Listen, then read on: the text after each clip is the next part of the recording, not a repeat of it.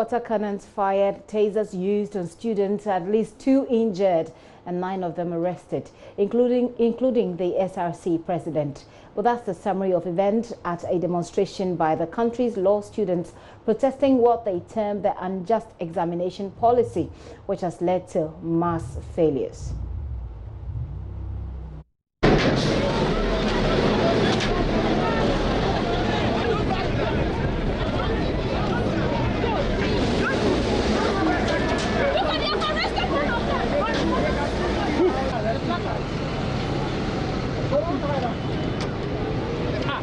Hold on, what's right now?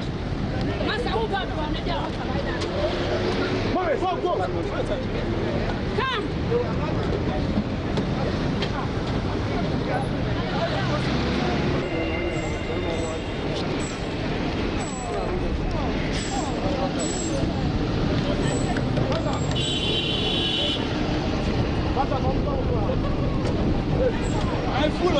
Hold on, let me down. Hold on.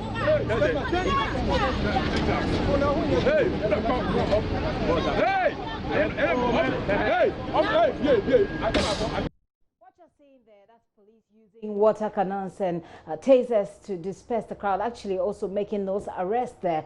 Well, the crowd of protesters gathered there and they were being prevented from getting close to the Jubilee House, and that's what happened there today. JoyNews' Komlan Adom reports that some of the students were assaulted, while the camera technician with the online news network Yen Ghana sustained a cut from the taser.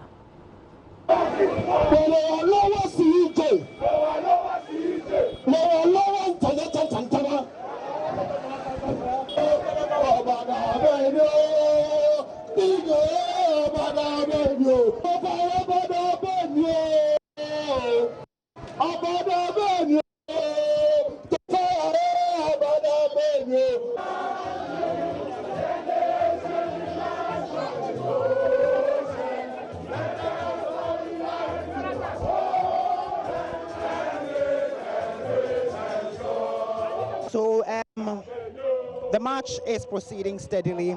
A short time ago, they made a brief stop in front of a law complex area where all the members of this team sat on the floor in front of a law complex for a few good minutes, protesting that legal education be reformed.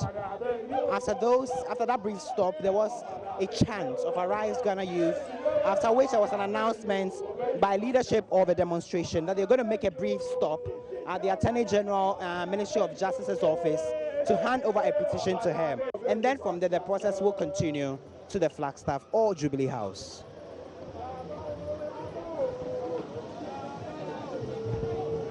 I've seen law students demonstrate. I was a law student myself. I was a student as a law student just after I finished my A-level. At that time, I was just about 19 years, went to the University of Ghana. So you can tell even the mood in which we always. But I'm saying that even at that time, when we were studying LLB, undergraduate LLB, and then we continued on to the law school to pursue the professional law course, never did we experience any students demonstrating. So in this really demonstrates the seriousness of the issue. We are fully appreciative of the immensity of the matter and the steps will be taken to address it. And of course, the issue of law reform, law education, it calls for a holistic view. I think that the access to the LLB program, of course, must even be measured against access to the professional law course itself. So it requires a comprehensive approach. I'm very happy that today we brought the petition to the Attorney General. The Attorney General will take account of all the issues that we have raised, will duly present to the General Legal Council, and then appropriate measures will be fashioned out to address the issue of access to LLB as well as access to the professional law course. And then, of course, the practice of law in Ghana as a whole. Aren't you worried about the low numbers? I mean, if you look at the current figure, only less than 10% of these people were passed. This is worrying, isn't it? Well, I think in the first place, I mean, clearly when examination is set, there will also be what they call marking scheme and that kind of thing. I am not the position. I'm not a member of the General Legal Council. My colleague who is a member of the General Legal Council. I do not think that even my colleague who is a member of the General Legal Council is even aware of the marking scheme that was used. So we cannot be easily judgmental and say that merely because it's 10% of students who pass, then clearly it shows a deliberate attempt on the part of the regulators in the law program to reduce or restrict access to law course. So first and foremost, we must establish whether indeed all those who failed actually failed in truth, or all those who passed also passed in truth. I think it calls for, as I said, a proper examination of the issue. And that proper examination will, in my view, be done not really by picketing or demonstrating, in all humility. But indeed, clearly this is global. This has never happened. I understand. That's why I'm saying that indeed we ought to take a critical look at it now. Now that law students are resorting to what I may term unusual or extraordinary measures, then it means that the problem is quite immense and must be addressed. Indeed, we'll take you steps. What kind of pressure are you going to put on government?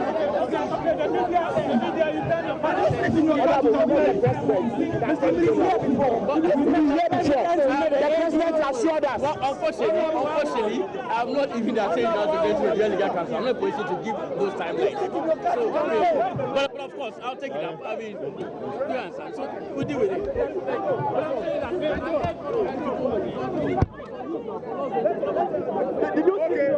Okay, great way. Okay, we just want to ask Mr. Minister. So you heard the Deputy Attorney General, Godfred Yeboah-Dame, addressing the protesters here from his car. I must say that was a tough time for him. The protesters would not allow him to move his vehicle. They would not allow him to step down. And I can hear the chants and the boos in the background. He was met with a very hostile crowd here. But he sought to address them. He sought to allay the affair. He says they're going to take up some of these issues.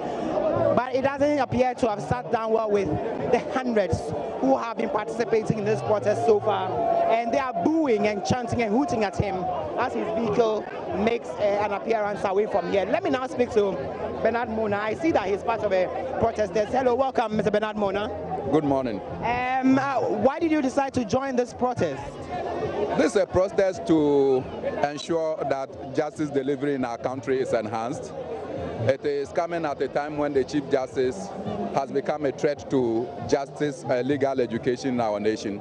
It's important that all well-meaning citizens of our nation rise up to say that, look, enough of the exclusive legal system that is in place to ensure that the mass of our people can participate in legal education.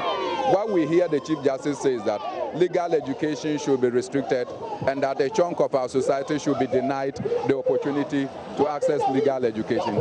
And this deliberate attempt is not that the students have failed, but that it is deliberate from the part of the Chief Justice to ensure that many are not able to go through the system. And I think that it is unfortunate. What just happened here? We saw that the Deputy Attorney General was accosted by the protesters. What happened here? No, I think that you should count on the irresponsibility and the height of the service by the Deputy Attorney General, who saw that people are on demonstration and allowed his car to come into the demonstrators and now want to find a way to go. That is not responsible enough.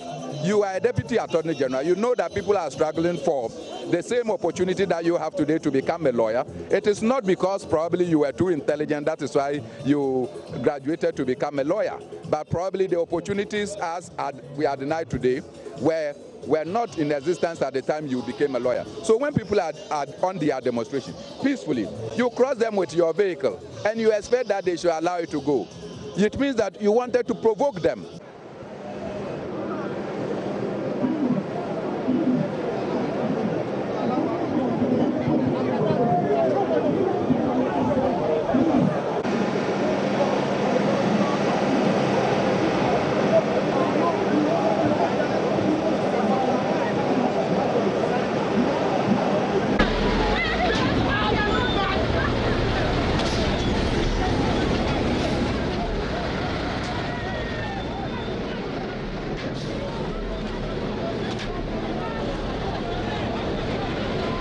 Speak to Bernard Mona. I see that he's part of a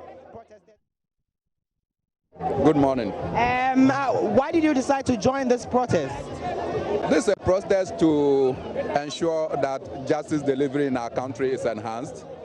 It is coming at... That's Komla Adom there with that report. Komla Adom joins me in the studio so we can talk about exactly what happened. I'll take you back to that video which we showed earlier on so we can understand what happened at that particular location and why that location was crucial, why the police used the sort of force that they used. Komla is here to tell us. Komla, so we see the video where we see police officers standing at a particular place. They seem to have cordoned off the place of sort, and then you see a crowd of the protesters coming.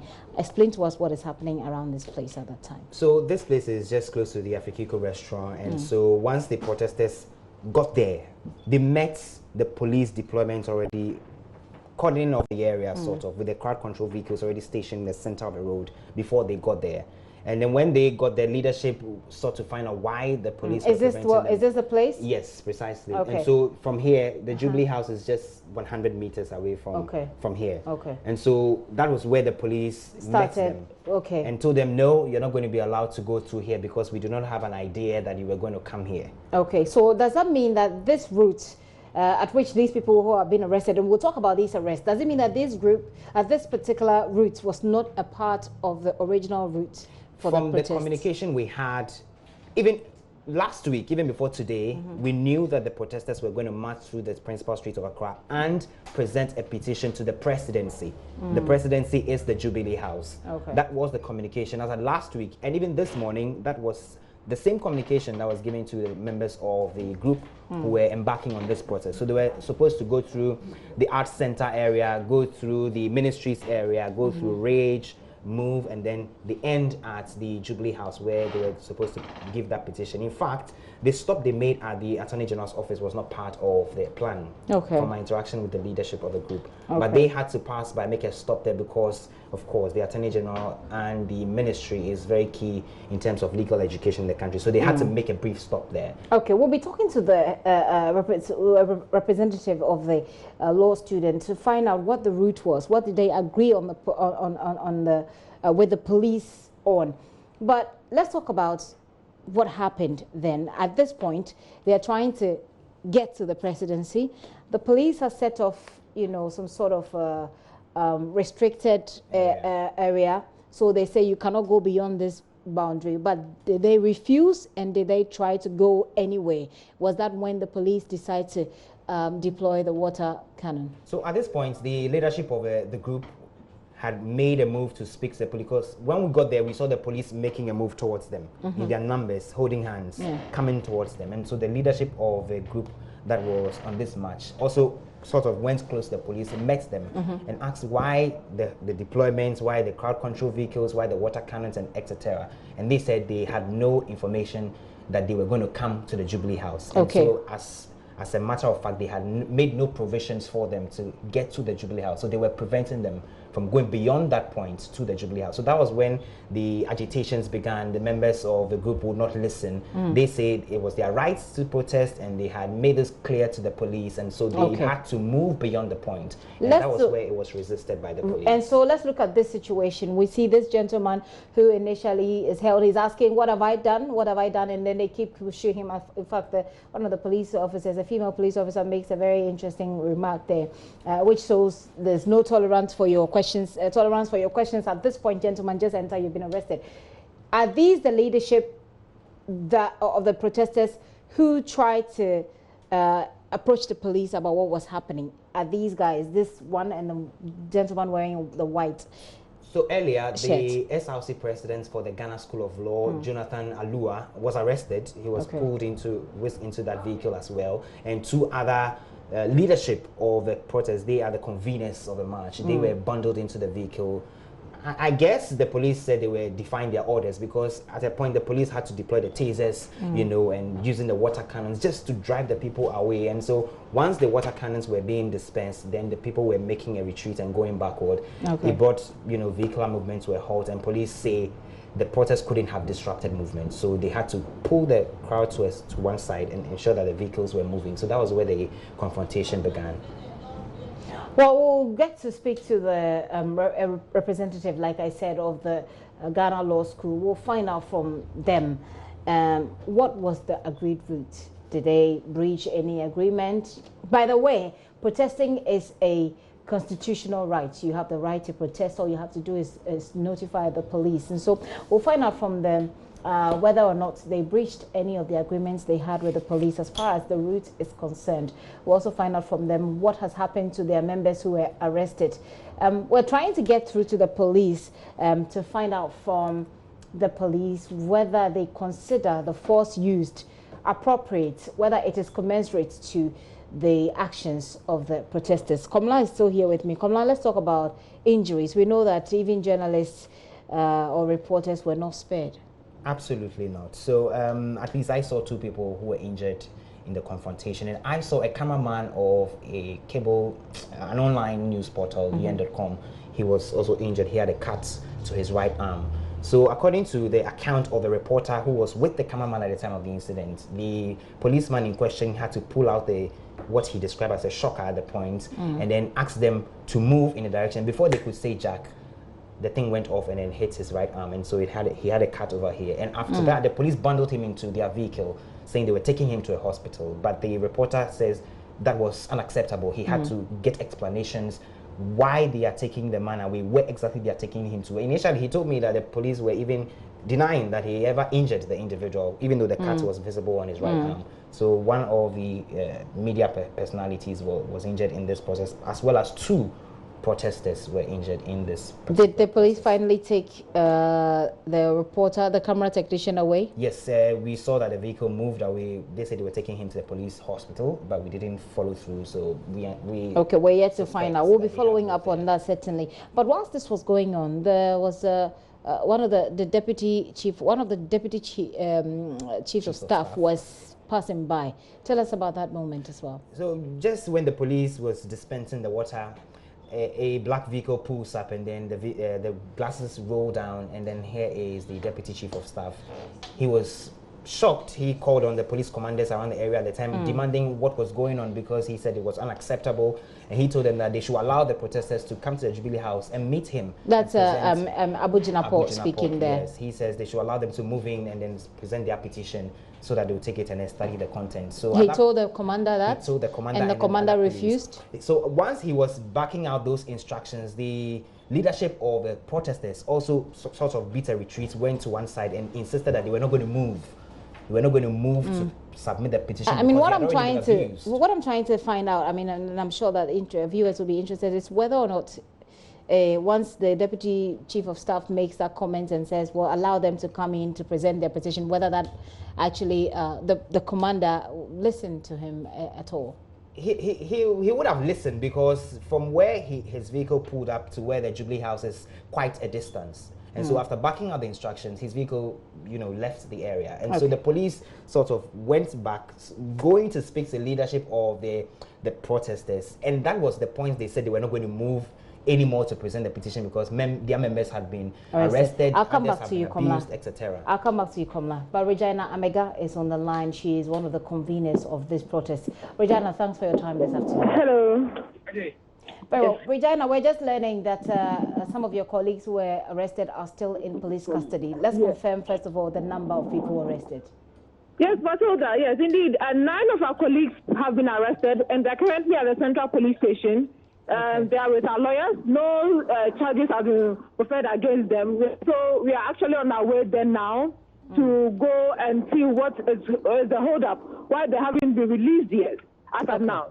Okay, so 9 of them, this is Gifty, by the way, but 9 of them have been arrested. They've been sent to the Central Police Station. They are with your lawyers, you say? Yes, our lawyers are actually with them now. Okay. What, have they told the lawyers anything yet? Nothing yet. All we know is that they have to write down their statement, which they have done, and no information has been given to the lawyers nor the students. Have they been at least told why they're being arrested? No, nothing has been said so far. We are still waiting for them to speak to the students or the lawyers, and nothing of that sort has been done. Okay. Have you finally submitted the petition? No, we've not been able to submit the petition. When we were going to the Flagstaff House and the police stopped us and brutalized us and whipped us and sprayed us with water, can you imagine, Matilda, that the whole petition was soaked with water? All the petitions, the copies we made, everything was soaked because they sprayed us with water cannons, both hot and cold. And everything, I was drenched from head to toe. Students were drenched. Students, as they were moving, as they were trying to run away, there were a lot of people who got hurt. Even a student was shot with a rubber bullet, and she had to be rushed to the hospital to seek first aid. Were there any shots fired? Yes. There were shots fired into the crowd. Moving vehicles, unarmed students, unarmed civilians, just on the street, and shots were fired. Water cannons were sprayed on them. There are videos all over social media, and we are not lying. And Gifty, what is worth noting is that the media was there. The media saw how peaceful the march was from Ghana School of Law till we go to the Afikiko, and then the police wanted to show us brute force.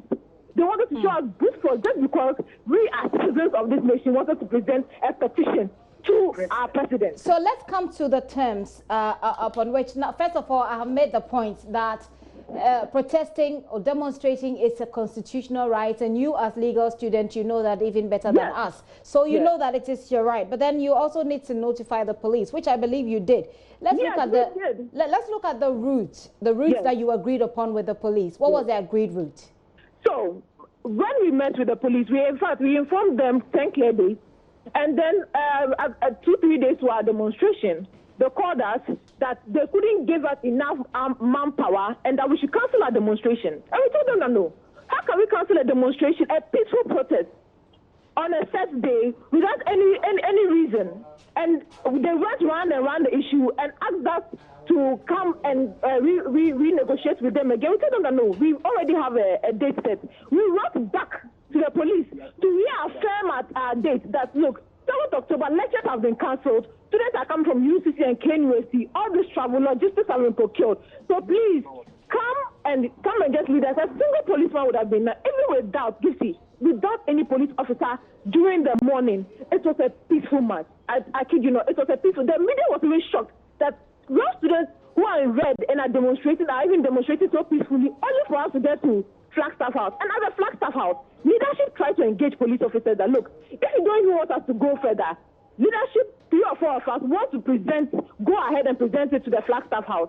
They told us no, they do not even want to engage us. And the commander and some of his friends even threatened a student by the name Kobiamwa that they will shoot him if he tries anything. Okay, that's the reality on the ground. Regina, was it part of the agreement? I mean, did you agree to go to the Flagstaff House or to the Jubilee House to present your petition? Yes, they agreed to go to the Flagstaff. And they even said that normally the norm is when you get to the Flagstaff House, you either get to Afikiko or Kaiser King, and then the leadership delegation is sent to do the presentation. Okay. Which is fair enough. Yes, that because they told us that during our meeting that is normally the practice. We said, why not? After all, we are all students. The most important thing for us is not just the march, but then the petition goes to the right quarters. Okay, so you got there and you got some of your leadership to go do the presentation, and that did not happen. Did you perchance see the deputy chief of staff, Abu Jinapo, in yes, that we saw him there. He was engaging the police and some of the students, but the police even didn't allow the leadership to even go near. Judge Sapon was arrested, who happens to be in the communication team of the current government, when he was trying to tell them to relax and allow us to approach Abu Jinapo. But they prevented us. So all we heard was that Abu Jinapo had given clearance for us to come. But no, they prevented us from going and threatened us that we shouldn't even go beyond the Afikiko road where they stopped us. So then we had to retreat here. Is the protest over at this point? Yes, the process is over currently. Okay. We had to come back and reorganize ourselves in front of the Canadian Embassy. We sent a copy of the petition to the High Commissioner of the Canadian High Commission, because that's the only place the students felt safe. As the bullets were flying, the water was flying, and the corpses were flying, students had to run and seek asylum at the Canadian Embassy. So students have to regroup there. And when we regroup there, the petition was copied to a GBA, Attorney General, Christian Council, Peace Council, and all these stakeholders, including the former President Mahama. And then we had to come and present the last copy to former President Mahama, as we actually decided to do. So right from the Canadian Embassy, we came to the office of the former President Mahama and also gave him a copy of the petition, to which he also addressed that and said his party will be doing the necessary reform. We are still waiting for him to get back to us with a position paper, as he's rightly said. Interesting developments, Regina. I hope that your colleagues who have been injured recover fast, and I wish you all the best in your endeavor. But by the way, just make this very quick one for me. What's going to be the next? We lost her. I wanted to find out what's going to be the next line of action for the students, the law students who today have been protesting. Very interesting details there he shares, Komla, and it will certainly follow up. At the end of the day, how did it all come to a halt? How did it end in this small area between Afrikiko and the Jubilee House? And so, as Regina mentioned, they had to beat a retreat and then go and regroup in front of the Canadian embassy because, you know, the water cannons were flying. The police were, you know, resolute. They didn't want them to go beyond that point, so they pushed them further back. And so they had no other option than to now, as she mentions, submit the petition to the Canadian High Commissioner. You didn't get any of the hot water. Of course, we're bathed in water. My cameraman had his camera almost smashed to the floor. Our microphone was hit by one of the police officers onto the floor. It got destroyed in the process. And so, yeah, we were also caught up in the center of the crossfire as a result of, you know, the confrontation and the misunderstanding that ensued in front of Afrikiko. So my cameraman's camera, the viewfinder, is almost falling apart, and our microphone has been destroyed. Interesting. So this is supposed to be a protest by Ghana law student or student of the Ghana law, and it all went this way, like I indicated in our intro earlier on. The reporters who were there had their fair share of what the protesters are calling brute force. They're calling unreasonable force by the police.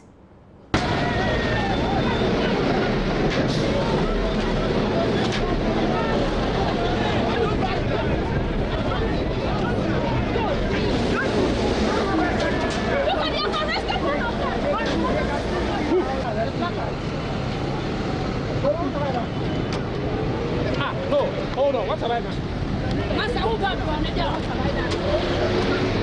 Go. Come.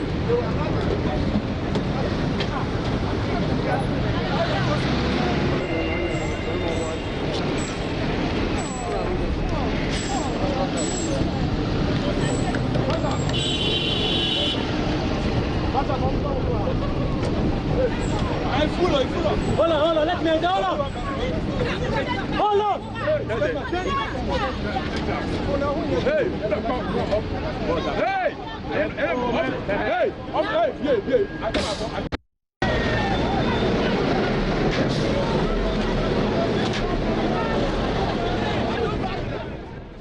Well, that's not the last of that story. We'll be following up on it. Certainly will bring you the different perspectives as and when they emerge.